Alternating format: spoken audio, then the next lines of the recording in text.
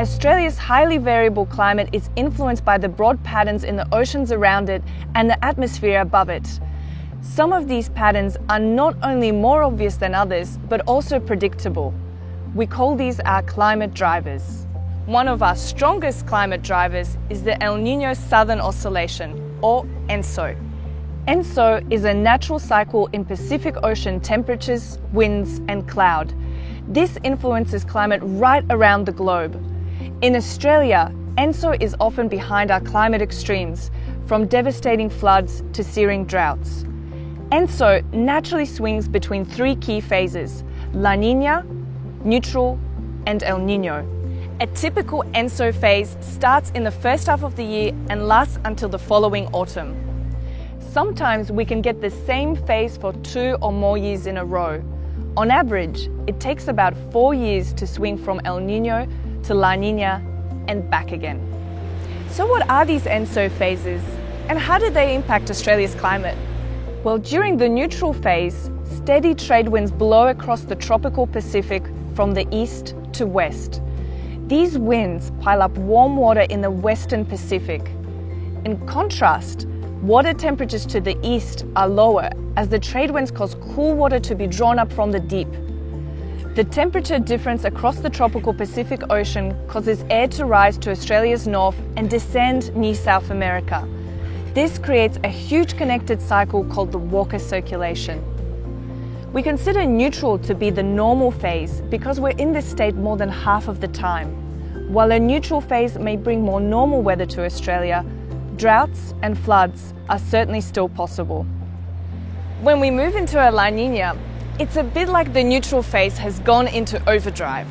The trade winds blow harder, expanding the warm pool on the Australian side of the tropical Pacific and cooling the oceans towards South America.